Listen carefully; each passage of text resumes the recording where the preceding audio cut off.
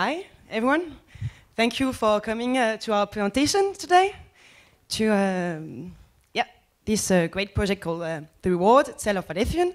I'm Charlotte, one of the producers of the project. I'm French, but I live in Denmark, and this is Bo, creative producer and co-founder of Sun Crusher Studio. I'm gonna let him start into the project. Just before, I'm very proud to say that this project has been selected to Cause Video Days last summer, and we went to Annecy Festival to present the project at the Transmedia, where we won the Imagine of Award. And now we are here, and in 10 days we present the project at Power to the Pixel, and in January in Forum Blanc in France. Yeah. All right. I guess maybe we can have a remote control. Here we go. Should I take? Yeah. I think that. All right. Yeah, this is us. I'm the handsome guy there, screen left, Charlotte over here. The two guys in the middle are Kenneth and Mikkel.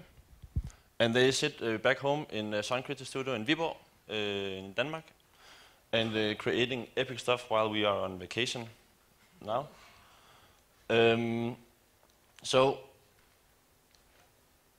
Yeah, basically everything started as a graduation film from the animation workshop, where we made The Reward. And as soon as it was out on the internet, it's like, I think 1 month later, it received the first 1 million views. And people were quite fond about this project. So let's just start to see a couple of clips.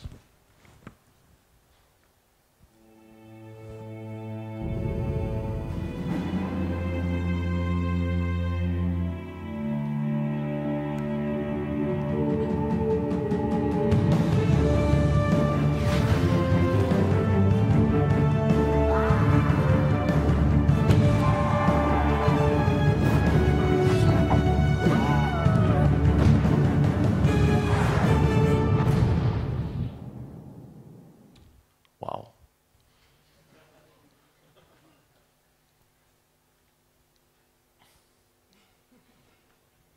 All right, so yeah, the universe is a mix between fantasy and sci-fi, and what we are trying to do is to implement a lot of things from our modern world, society, where, as you can see, these guys are wearing hipster clothes, and when they are finished slaying a lot of dragons and weird creatures, they are going to the cafe for a cappuccino, or they are going to the clubs and so on. So we really want these heroes up here to be someone that you can sort of recognize from yourself.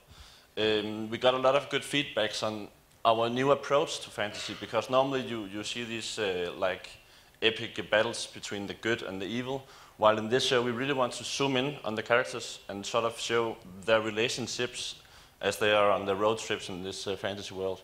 So everything began thousands of years ago, where a bunch of snobbish gods gathered together and wanted to create a universe. And when they battled each other in all these crazy creations, they saw the big mess that they have done, and they decided to retire because they were not really proud of the result. So therefore, they basically left the humans without having someone to look up to. And therefore, the age of heroes started, where being a hero in this universe is the very best job that you can ever achieve, because then you have a lot of fans, and you have a lot of people who sort of, people who can direct, or the other way around, you can direct a lot of people. And this is the two hero guys that we see in The Reward. We wanted to continue, and therefore we decided to go for the crowdfunding platform Kickstarter to make the next episode, the pilot episode. And as you can see, we got a lot of money out of around 4,000 backers from all over the world. And what is so cool about Kickstarter is that people are giving you money for something that has not yet been created, meaning that we can actually implement their ideas. So what we did with the Kickstarter was really to aim 100% for going into interaction with these guys. So for instance, this this lineup of creatures, designs here, is basically backers. It's people who gave us their photographs, and then we designed them as being a hero, a guard, a backpacker, whatever. This one to the screen left is the winner of a drawing contest, and all these people are actually going to be implemented in the show that we are producing right now. We made a lot of common storytelling events where it was a live stream event where they could see our Photoshop being open, and then we just started to make crazy storyboards. And at some point we asked the audience, like, do you want A, these guys to go this direction, or B, this direction? And then we just saw how people went totally nuts and was discussing with each other, and we continued like that. So you can really feel the engagement because we received a lot of fan art during the Kickstarter campaign, especially, where it was a bit crazy for us because we have never really done a project before. So all of a sudden you see a lot of guys from all over the world who are drawing your characters in different styles, and so on. Yeah. What we're trying to do right now is still to have a close relationship with our audience. So we are making a lot of behind-the-scene stuff as we are producing this episode now. And basically we have a daily growing community right now consisting of quite a bunch of people. So, yeah. So the show that we're making right now, you can basically display it. It's the teaser.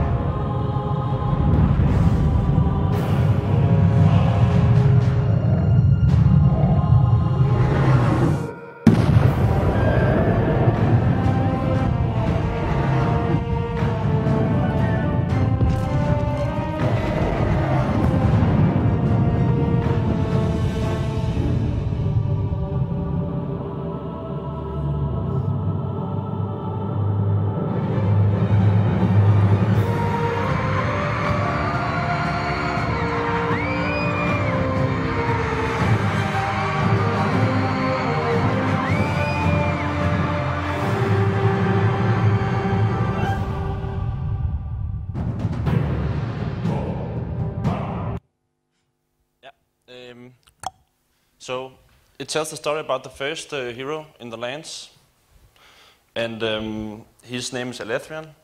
He's the one who created this mysterious treasure map that everyone, that generations later, are trying to use to be able to find this mysterious treasure to be able to be the next epic hero.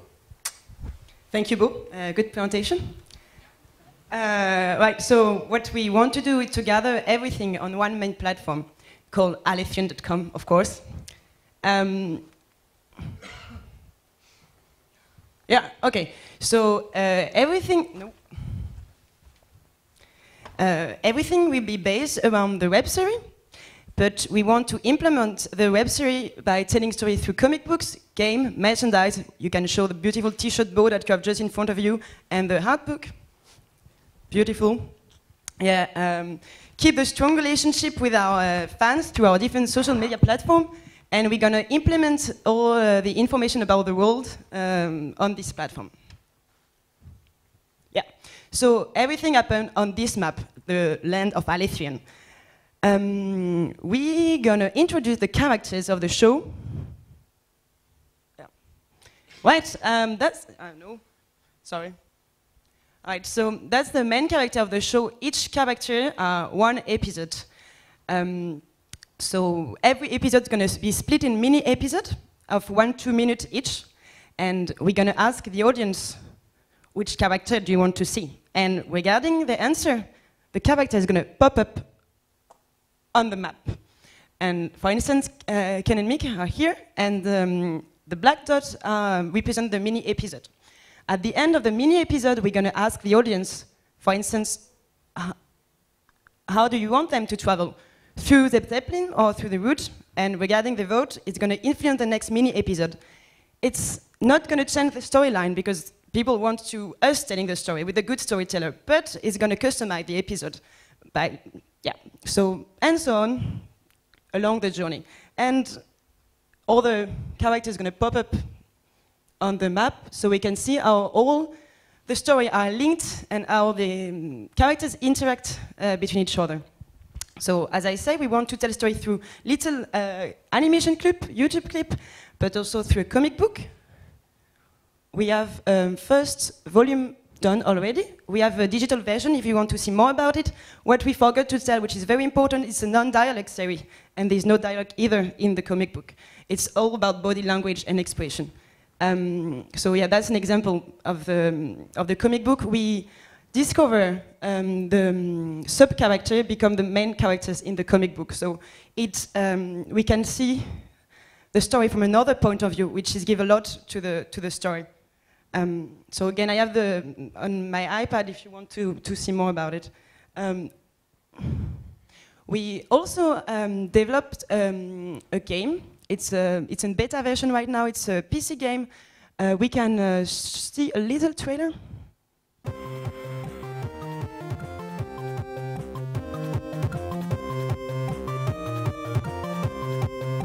So it's the main character of the show, as you can see here. And they lighting monster and they high five to get lock their point. So that's a cozy game. We would like to do more games. We have a lot of ideas, but that's for the future. So yeah, again, as you can see, all the information are on the map. If you want to dive more in the world, like how this crazy city has been built and what the story background, you can read about it. Yeah. So where are we? Oh, back to Bo. Yeah. So for the funding part, the financial part. Oh. Sorry. Go back one here. Yeah. So for the financial part, we actually want to try to go for this crowdfunding spirit. This time we want it to be more like going into a subscriber function where people can decide whether they want to give us $1, $20, whatever they want per month, and according to how much they give us, we give them back digital content. That might be our Photoshop file so that they can see like how do we actually make a background. It might be monthly Google Hangouts where they sit together with us and we just have a cozy conversation about future episodes. And what is quite special about this in general is that we are basically producing this show while the audience are having fun with it. And that is really sort of the whole essence of interaction events, that we can really implement their ideas and what they want to see, so that we, as a hard-working Sun Creature studio, can create their wishes. And while people are waiting, the 2 weeks of production before the next minisode will come out, we are making a lot of behind-the-scene material. We are putting up Q&As, tutorials, like how can you draw the characters. We film ourselves, like for instance at a story meeting. How do we do that? And on the Tumblr, Twitter, the platforms where it's much more like pictures, then we put up a lot of concept art. And we are doing a lot of events with the guys so that, for instance, this is just an example, like, can you draw the next awesome ranger for the next episode? And so on. Right now, we're actually making a voice contest where there is this epic hero in the show that we're producing right now. And he just slayed a big dragon, and he's sort of yelling.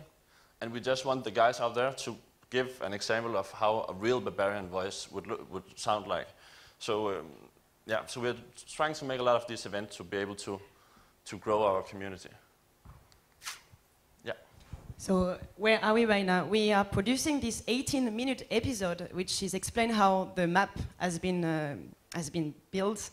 Thanks to the Danish Public Fund, the new Danish Queen, we get public funding to make this 18-minute episode because animation is very expensive.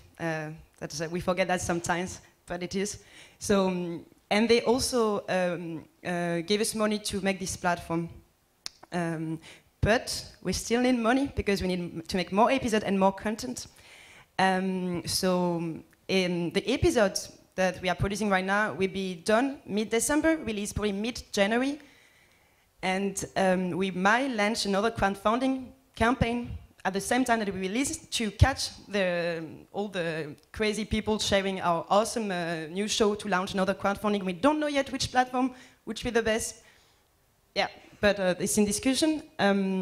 We're looking for a financer for a game and also open to web content since it's the place to be. It seems like regarding this festival. So we're also looking for YouTube channel partner. We have our own YouTube channel with 6,000 people. And we already have, I don't know if you know Frederator, it's the biggest animation YouTube channel in the world, and they're promoting us, so that's great, but that's not enough. So we need more people. Yep. Yeah. Exactly. And thank you. Yeah, thank you. Thank you.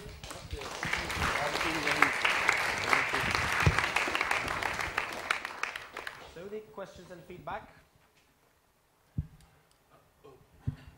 Anybody? Mike? We have one. I like the basic idea. I very much doubt your monetization process. Like that you'll want to go for like subscription model. I think that's not going to pay out because like you're having now, for example, like 6,000 subscribers, 4,000 of them already provided you in your seed funding, and then you're going to come up with another. Give me a monthly payment between $1 to $20, and so whatever it is, and that gives you a high pressure about like deliver the content. And I think you really should think about like additional monetization model, ideally away from subscription, because at the moment, like all subscription models, for example, in the gaming world, are very much on the edge to die, and that's not very easy. So that's my main concern about everything, like from the story, from the layout, everything. So I think that could work, and like creating this world, and you get the people addicted to it, and everything. That's the thing. In some way, the monetization is my thing. Thanks. We're aware of that, and we're not sure yet. But it's something that we're questioning ourselves about. I like the way you create the content. This is wonderful. That you involve all the guys. It's part of the fun of the project.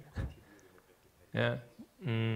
Question is regarding the technology animations. You mentioned that are pretty expensive. What about some other technology? Have you think about it? I mean, is it direction for you or not really? I mean, right now we are basically using the 3 platforms, meaning comic, animation, and games for now. We don't see how it could went into a, it sounds like a really high budget if it's going to be a live action thing. I'm not sure, but yeah, I mean. Yeah. We are animator basically, so that's not going to be live action. We are really about drawing and be able to build those crazy monsters because it's drawing. So whatever come out of your imagination, you can grab a guy. We did a contest for the new episode. We say we need a portrait of one of the main characters. Maybe some combination. Yeah. Right now we're using TV Paint. It's a really classic 2D software. Yeah. So just to respectfully disagree, I think it just works as it is. It's just a sexy, clean, nice idea. And I think also the one thing, your USP on this is the fact that you've been completely transparent about your workflow and getting people involved in that. And people just want to be involved. They want to be part of that creative process. So you've done away with any kind of hierarchy, and I think that's working in your favor.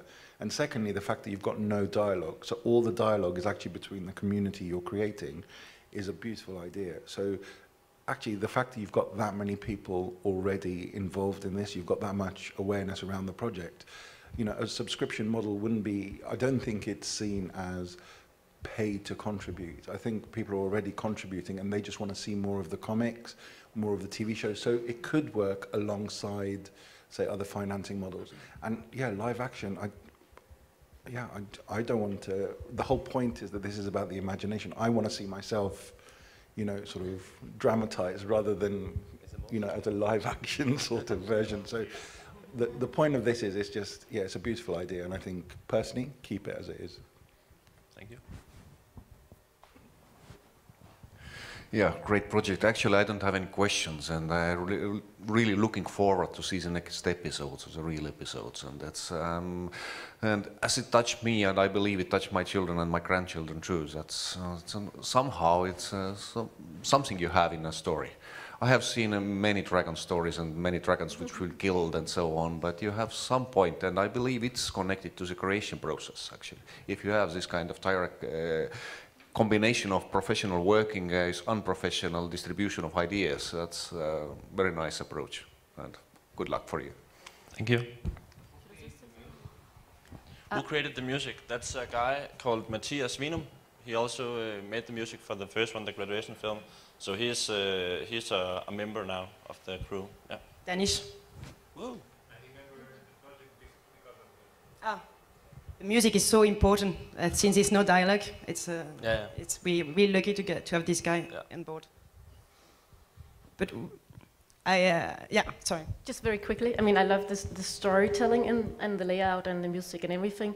In terms of financing, I really think that this project. I mean, we should perhaps not talk about the traditional way of financing film, but you could actually go that route as well, because there will be a lot of public funds which will be interested in this type of project because of the strong storytelling element and the layout, etc., etc. So I actually think if you do it like a Danish, German, French co-production type of structure, and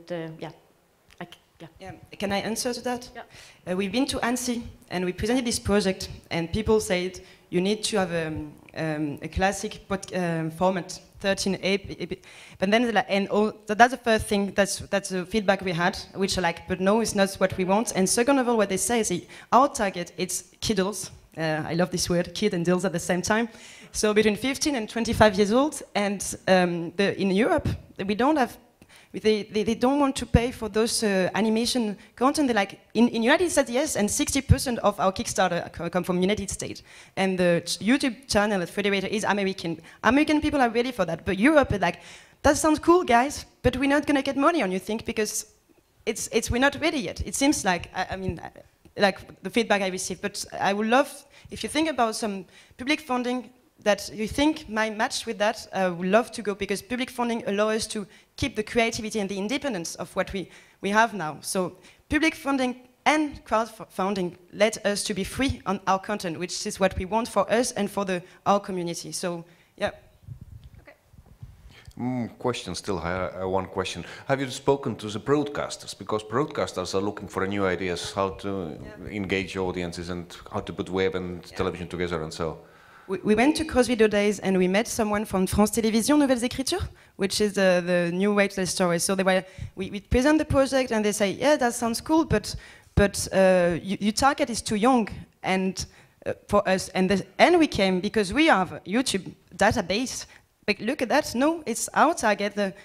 The corps between 15 and 25 years old, mainly male, mainly basic in United States, in United Kingdom, in Brazil, in Denmark, and France, are the main country. So we really came with database, and they were like, yeah, okay, but maybe we're too young or whatever it is. But so yes, we talked with the broadcaster, but still skeptical. They're like, yeah, that's interesting, but go by yourself and let's see what you can do. So it's, but again, broadcasters are welcome because TV still is strong. Game of Thrones is TV, so.